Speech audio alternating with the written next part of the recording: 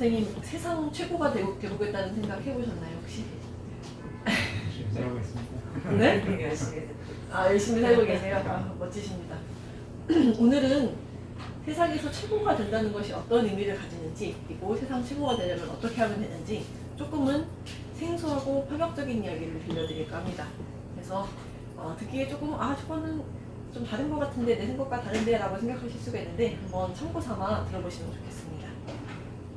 DB라는 책은 세스 고딘이라고 하는 저자가 썼어요. 이 사람은 21세기에 가장 영향력이 있는 비즈니스 전략가 혹은 사업가 혹은 그리고 저자로 알려져 있습니다. 조금 특이한 별명으로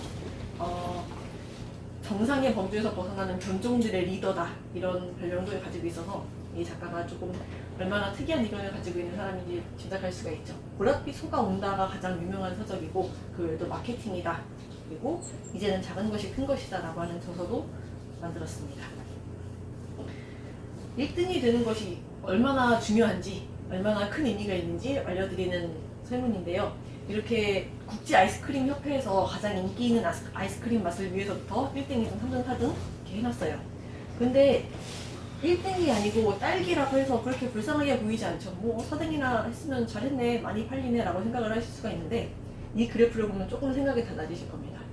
바닐라와 2위 초콜릿, 그리고 3위, 4위와의 격차가 엄청나게 크죠. 이 1위와 2위와의 격차가 큰 것을 보시면은 1등이 된다는 것이 얼마나 큰 의미인지 좀 짐작을 하실 수가 있을 겁니다. 1등이 중요한 이유가 그럼 무엇이냐? 우리가 만약에 유방암에 걸렸다 혹은 위암에 걸렸다는 얘기를 들었을 때 가장 우리나라에서 이 질환에 대해서 잘 본다는 권위 있는 사람을 찾아가겠죠. 그리고 만약에 해외에 나갔을 때 처음 가보는 해외에 갔을 때 그냥 아무데나 눈에 보이는 레스토랑에 들어가기보다는 호텔에서 이 중에서 제일 잘하는 데가 어딘가요? 유명한 데가 어딘가요? 라고 물어보게 되겠죠. 우리가 쓸 수 있는 시간과 그리고 기회가 한정되어 있기 때문에 이렇게 우리는 최고의 것으로 선택지를 좁히게 됩니다. 그렇기 때문에 가장 이렇게 눈에 잘 띄고 유명하고 사람들에게 좀 유명한 것, 그런 것들을 잘 찾게 되죠. 그래서 그러면 1등이 되려면 어떻게 하면 좋으냐? 저자는 일단은 포기할 줄 알아야 된다고 얘기를 합니다. 이게 뭔 소리야? 우리는 포기하지 말라고 배웠는데, 절대 포기하지 말라고 배웠는데, 이게 어떤 건지 좀 더 자세하게 들여다보겠습니다. 그리고 세상에서 최고라는 것의 의미는 너무 이렇게 거창하지 않아요.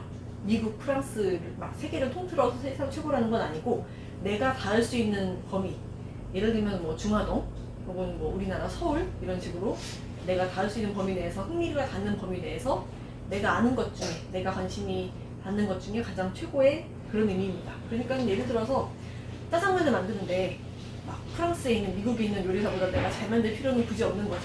중화동에서 되게 잘 만든다라고 알려질 수 있다면은 그것이 세상 최고 짜장면을 만드는 사람이 되는 겁니다.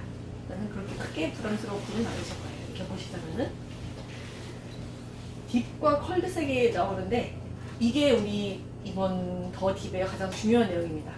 우리가 할 만한 가치가 있다고 여겨지는 것들, 그러니까는 끝까지 이걸 버텨냈을 때, 끝까지 갔을 때 굉장히 빛을 볼 수 있고 큰 성과를 거둘 수 있는 것들은 모두 다 딥을 가지고 있습니다. 딥이 뭐냐면은 웅덩이라는 뜻인데, 이렇게 처음에는 굉장히 일이 쉽기도 하고 혹은 취미 같은 것들이 골프, 화학 실험이라든지 아니면 악기 연주라든지 처음에는 굉장히 좀 의욕도 있고 신기하기도 하고 성과도 잘 나고 하는데, 점점 이게 좀 지루해지기도 하고 뭔가 어려운 것도 생기고 정체기에 들어서게 됩니다. 이것이 바로 딥인데, 또 이 과정을 잘 견디고 나면은 성과가 쭉 올라가는 것을 보실 수가 있어요. 그런데 반면에 컬드색은 무엇이냐면은 이렇게 딱히 좋지도 않고 나쁘지도 않고 그냥 지지부진하다가 끝에는 완전히 사라질 수도 있는 그런 일입니다. 좀 장래성이 없는 일이라고 표현을 하죠.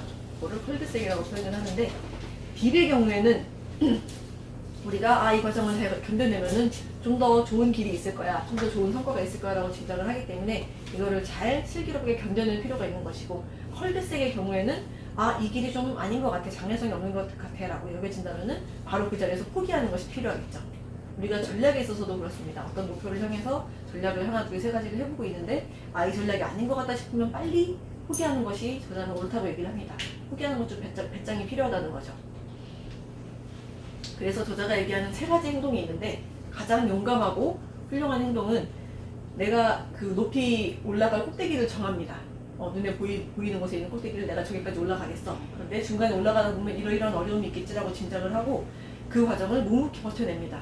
굉장히 좀 가파른 곳이 있고 울퉁불퉁한 곳이 있더라도 잘 견뎌내서 끝까지 올라가는 행위를 저자는 가장 용감하고 훌륭한 행위라고 얘기를 하고, 그 다음에 조금 성숙한 행위라고 하는 것은, 저자가 얘기하는 성숙한 행위는 내가 만약에 이 딥을 견뎌내지 못할 것 같다, 중간에 포기할 것 같다라고 하면 애초에 시작을 하지를 않는 겁니다. 그리고 오히려 다른 그 시간과 자원을 이용해서 다른 것을 모색하는 거죠. 그래서 아예 시작을 하지 않고 이렇게 관망하는 것도 엄청 성숙한 행동이라고 얘기를 하고, 가장 바보 같은 행동, 저자가 얘기하는 가장 바보 같은 행동은 끝을 굳이 고려하지 않고 딥이 얼마나 있을 것인지, 이 길의 끝에 갔을 때 내가 어떤 성과를 누릴 것인지 고려하지 않고 일단 시작하고 보는 겁니다.